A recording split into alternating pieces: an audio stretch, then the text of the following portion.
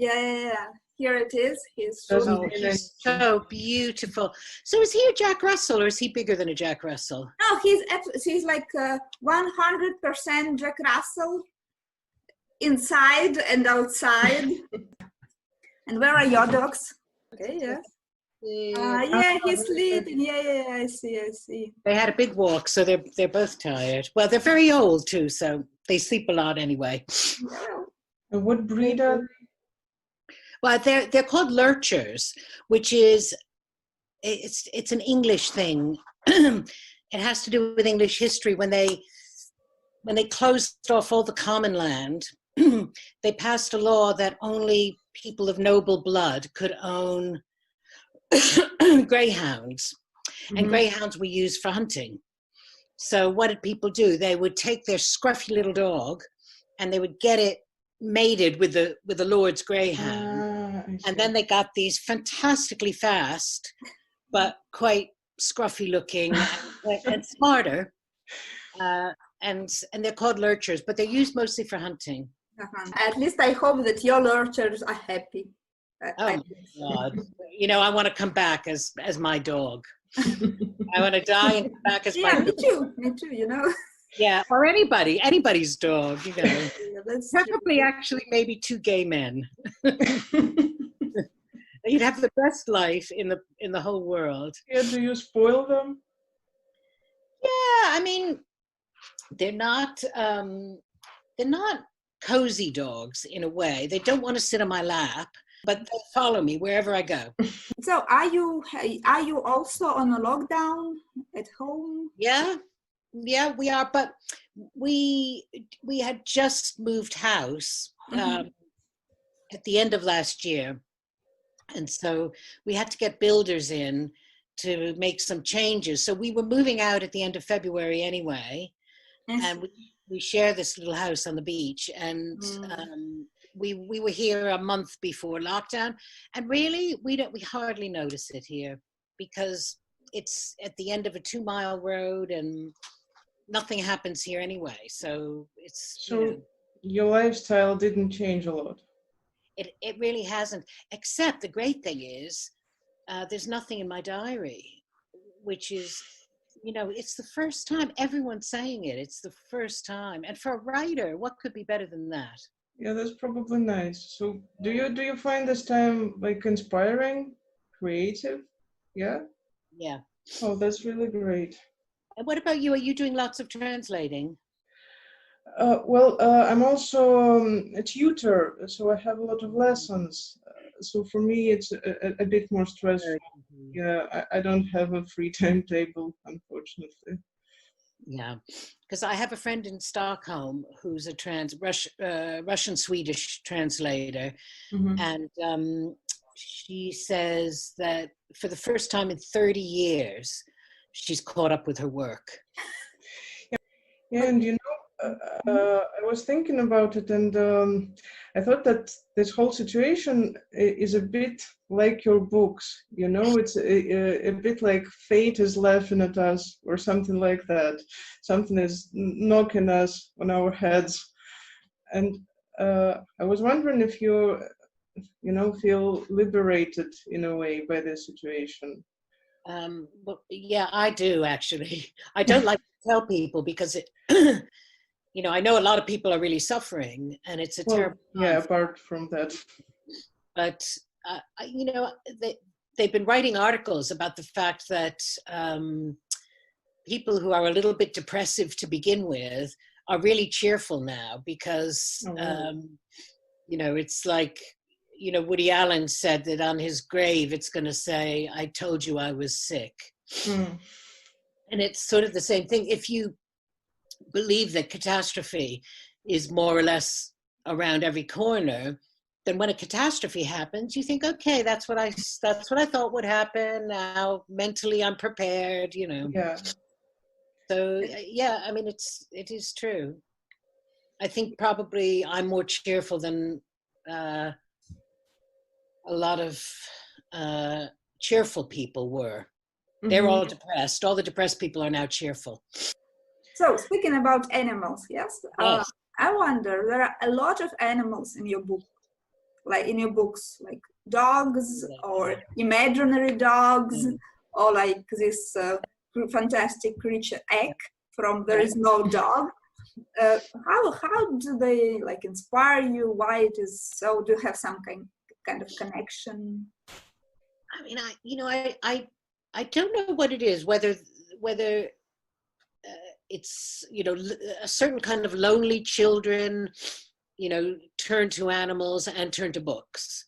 And I don't know whether it's part of the same thing. But, you know, when I say lonely, I had 3 sisters. It was a big family, but it was quite a difficult family. And I always felt from the very, very beginning this incredible attraction to animals. Now, it's either the same thing that turns, you know, what turns children to books, you ask, you know, is it because you're lonely and you want an escape, or is it because you're attracted to the written word? So I don't know about animals. You know, I feel a real, always, I feel a huge attraction, and always have since I was a very, very young child. Did you always have dogs as a kid? No, I had to beg for a dog when I was young. And in fact, I had a big plan that I was going to act crazy. And then my parents would send me to a psychiatrist. And the psychiatrist would say, "What's wrong with you?" And I would say, "Well, I need a dog." That's a big problem at some age. And, you know, the ironic thing about it, I hadn't thought of that for years and years, but the ironic thing about it was that I had cancer when my daughter was 7, and she had a lot of trouble sleeping. She was very worried. And so we took her to a psychiatrist who said, "Buy her a dog." And I thought this, and I didn't realize till way afterwards that this was my dream. Yeah, and such a simple idea. Yeah, exactly. You didn't get a dog when you were little? I was 11 when we finally got a dog. And it was, even the dog was problematic because my family was, you know, my father was very depressed and angry, and the dog was frightened of him, and we were all frightened of him. So it sort of made everything slightly worse, but she was my dog. I loved her very dearly. Yeah, I understand that. You know, in your books, dogs and animals are usually, they like have these stable personalities. They are like unlike people. Yeah, like people turn to them, or kids turn to them for safety and security. And I had a dog who was the opposite. He was like an unstable teenager through all of his life, till 17 years old. He was moody and insecure and all of that. And I wonder if you have met dogs like that. Oh God! Well, I mean, I have these 2 dogs, and one of them is very quiet, independent, but he's a murderer. I mean, he's killed a number of cats and got us into terrible trouble. I mean, with all our neighbors.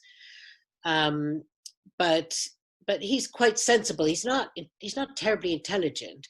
But the other one, the one who was sleeping over here, is a nutter. I mean, she's just a nutcase.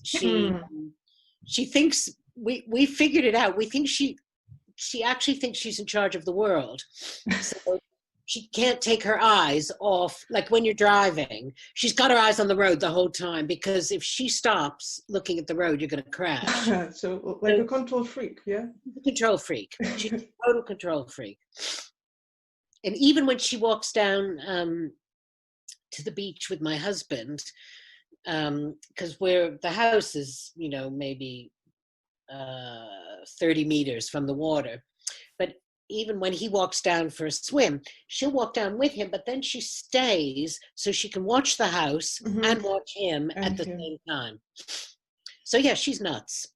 I wonder if you have this McTavish experience when the dog helps to cure family problems in a way. I mean, I believed everything in the McTavish, sorry, in the I believed everything in the McTavish series. You know, not 100% literally, but almost.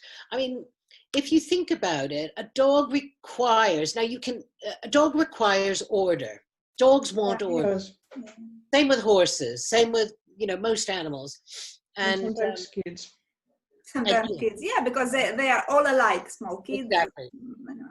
And I always say to my friends, there's nothing about training dogs that doesn't also apply to children. Pretty much. That's true. Yeah, that's true.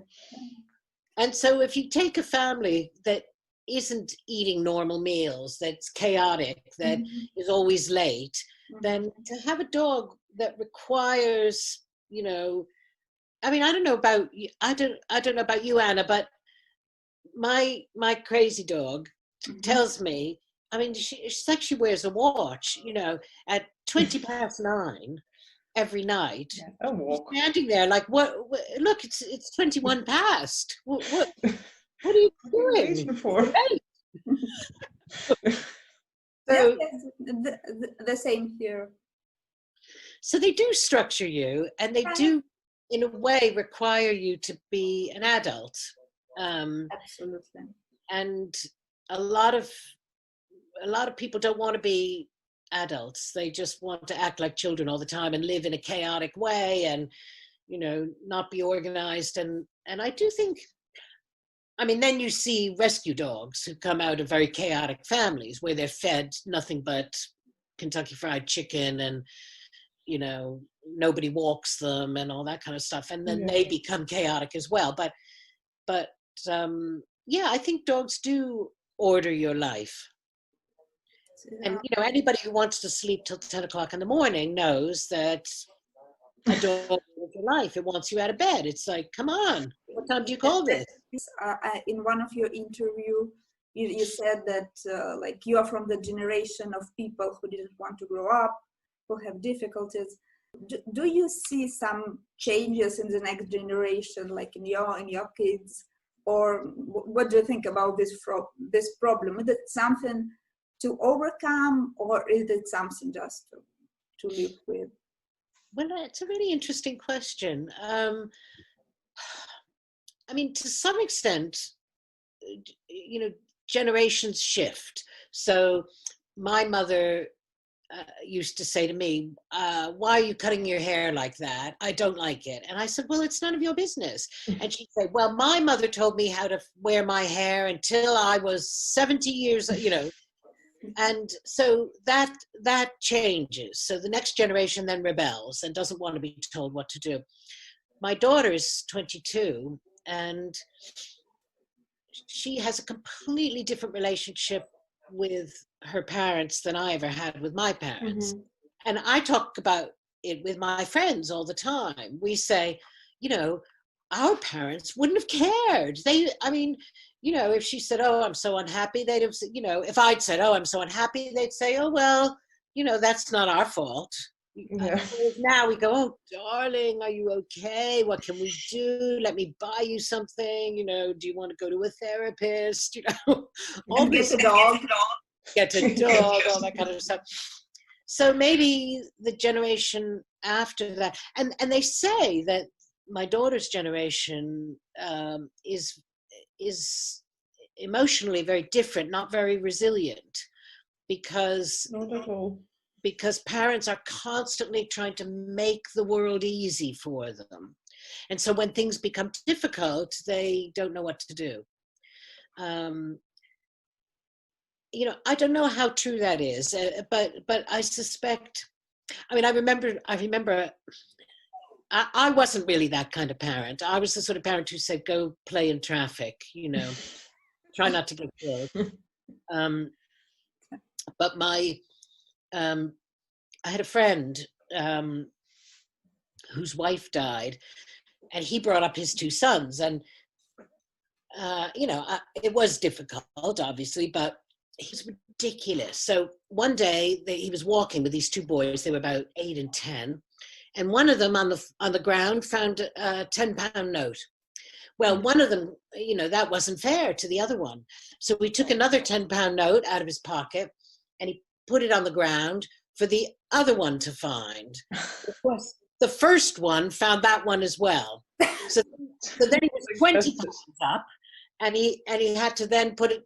You know, I mean, it's craziness, and I don't approve of it. Yes. But you know, certainly in America, every kid would get a trophy just for coming, not for winning, just for coming.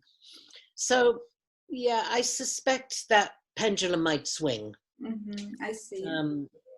And then kids will be different. But then there's another aspect. Sorry, I'm going on and on and on. It's very interesting. But it's okay. Really relatable subject. Okay, yeah, exactly. But I think the other thing is, and something that I've thought about a lot, is the idea that, okay, you're a child until you're 12, and then you're an adolescent until you're 19, and then you're sort of something funny when you're at university. And what are you? You're an adult, and that's it. You're an adult, and I don't really believe in any of that. I think some children are adults, and some, you know, that area of that it's more like a graph that kind of goes like this. You know, that you keep learning and learning and learning and becoming more and more wise, one hopes, as a person, until the day you die. And it's not like you switch gears and at 21, okay, you're responsible. And of course, you know, in some ways you are responsible. Yeah, you can get a mortgage, or you can figure out the bank, or, you know, but emotionally and intellectually, you know, every single thing that happens in your life, you know, when you have a relationship, when you have a child, when you have a job, each one of those things gives you just a little bit more wisdom, and you want that to keep going. So that adolescence, in some ways, I feel, just goes on and on and on. Only you get to be wiser, less chaotic, you know, hopefully more sane, more generous, whatever. I'm not sure I'm getting more sane. Because sometimes you can go even backwards, unfortunately. Yes, of course. Yeah, or down like that. Yeah. And my best friend divorced her husband after 24 years recently. And she was suddenly dating again. And she was like a 16-year-old. I mean, and I kept thinking, oh my God, she's going to have to take off her clothes and have sex with somebody. I mean, it must feel nice. How could you do that? So yeah, it goes forwards and backwards. Yeah, it's not a straight line. But it's really hard when you realize that. It's really hard when you realize there's no point when you're grown up. When as a kid you want to be a grown up, and then you realize it's just an illusion. Yeah, and then you are 30 and like, wow, what had happened? But 30 is young, I have to say. You know, it gets serious when you start to get to be my age. I mean, I was really shocked when I turned 60, because I still feel, in a lot of ways, you know, I sometimes imagine that I'm the youngest person in a room when I'm not. I mean, I'm not even close. And I think, why am I thinking that? Why does my brain think I'm young? I'm not. But that kind of happens too. But you do get wiser. You do get wiser, I think. You know, just because if you're open to more things, you know, you have more relationships, you see why things go wrong. I mean, I used to think that when people had terrible children, that it was always just random, and you never knew when you had a child whether it was going to be a good child or a bad child. And sometimes it is random, but most of the time, terrible children have terrible parents. Terrible parents, yeah, absolutely. Yeah. So I have like two questions that my colleagues wanted to ask. Yep. For example, it also interests me because you write for young adults, for adults, for this strange person of 30 years that you don't know if they're a child or teenagers or adults. and then you have picture books, and then you have Maktarish. When do you decide that, this is going to be a book for small children, and this is going to be a roman for like 20 years old? How does it happen?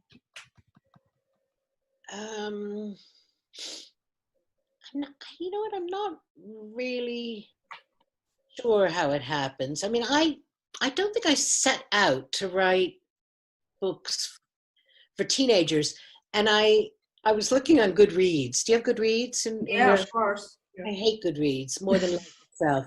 They all, I mean, I want to forbid people from buying my books. I want to say, you are never allowed to buy my books ever again. And actually, when I read books for teenagers, I mostly hate them. You know, I just find it so boring. But I think I'm writing, I think my subject might be more adolescence than my object, if you know what I mean. I'm writing about that period of time where things start to change. And actually, I think that period of time where things start to change does happen again and again in life. But maybe it's more interesting to write about a 15-year-old who's completely confused about life than a 45-year-old who's completely confused about life.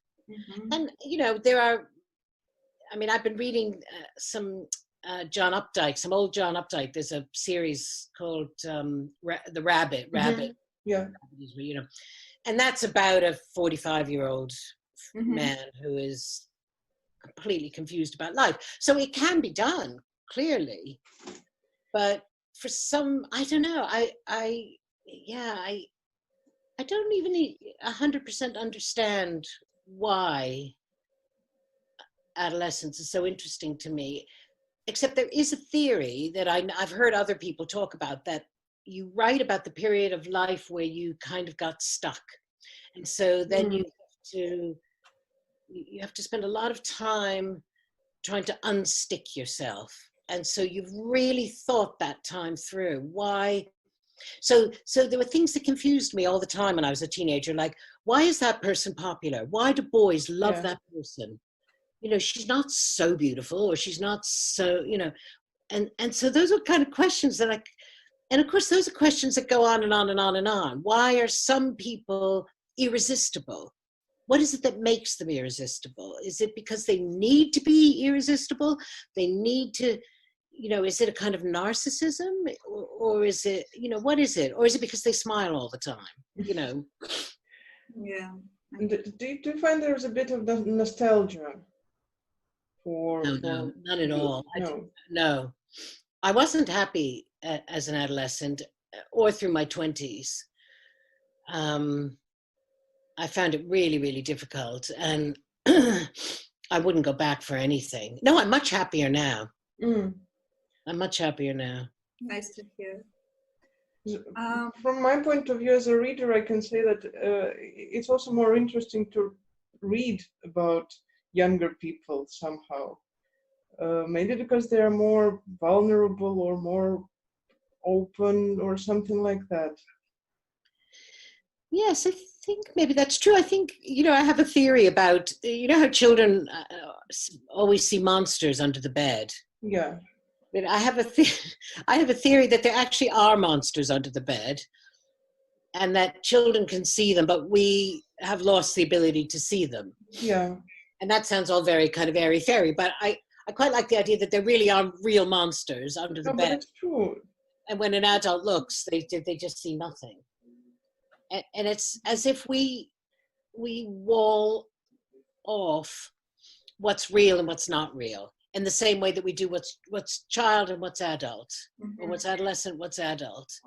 This is real, this is not real. Whereas I quite like the idea that the edges of the world are flexible. Yeah.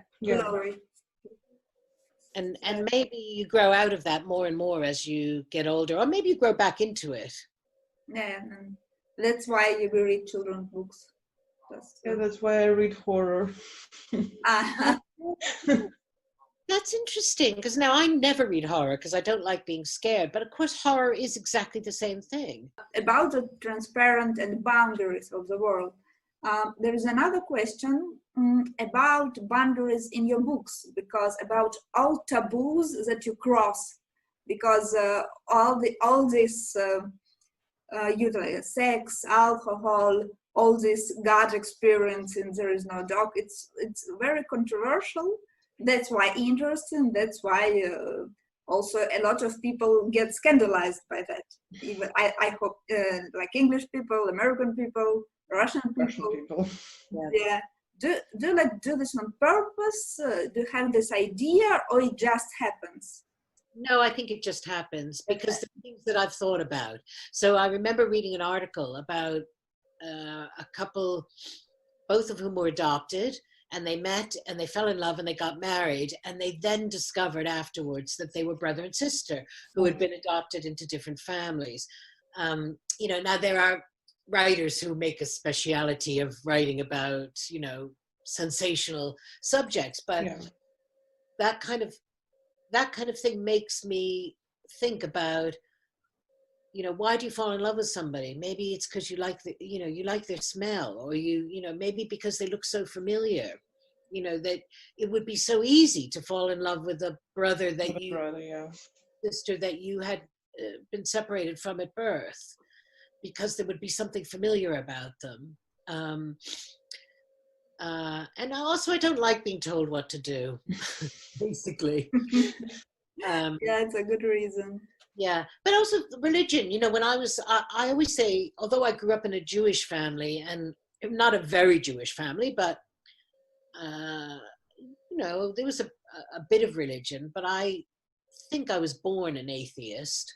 And I remember when I was in school, very young, 6, 7 years old, and having to get a bus home from school, and thinking about God and thinking, well, why did they say God is so great? I have to wait for a bus for God. If you were designing a world, why would you have to stick buses in it? You would just be able to kind of, and then you'd be home. So, you know, so I was thinking about that, those kind of design issues when I was very young. Not a very good plan of the earth. You would make a better world, maybe, you know, without buses, with like exactly. talking dogs. Exactly, and that's why I loved the idea of Bob, you know, the 19-year-old God who just was a terrible designer. Yeah, he had some great ideas, but he was an idiot. He was like a confused teenager, who doesn't know how to do things because he is a teenager. Yeah, exactly. And he gets it all wrong. And because I'm a pessimist, I have a tendency to see the worst side of human behavior. So, you know, when people go, oh, how wonderful is man, you know, I think of war and pogroms and murder and, you know, all the things that go wrong. And it just seems the flaws, you know, if you invented a car that was as badly designed as humans, never get to production. Okay. Are you ever told by your publishers or editors what to do when you have to argue? Well, you know, the funny thing is, the thing that's caused the most problem was in the, I don't know if you read How I Live Now, but that was the yes. big book. And the first book I've read by you. People were appalled about the cousins. Yeah. Now, you know, if you come from a Jewish family, people married their cousins all the time. But I thought that a 15 and a 14-year-old having a sexual relationship would be a problem, but nobody really complained about that. But they were very upset. A lot of people were very upset that cousins were having. So, I don't know. It seems to me kind of crazy in this day and age that people worry about talking about God as a 19-year-old boy. You know, it's obviously fantasy. It's obviously speculative. You know, I'm not telling people what they should believe and what they shouldn't believe. I'm just investigating, you know, what's in my head. So, no, I don't set out to shock. I just set out to write what I'm thinking about. Okay, then I think we are going just finish now, because it's so nice to talk to you. I'm so glad that you agreed. Let's just go on. Oh, that's really nice. It makes me really happy. I feel like I haven't even had many Zoom conferences during lockdown. Really? You know, I sort of feel like, oh, hello, little people. Don't go away. We're just getting to know each other. Yeah. Oh, we could have another talk someday. Yeah. Absolutely. Absolutely. Okay, yeah. Well, thank you so much. Thank you. Thank you for your books. Okay. Gotta go on another one now. We're waiting. Yeah. Okay. Bye. Bye. Goodbye. Goodbye.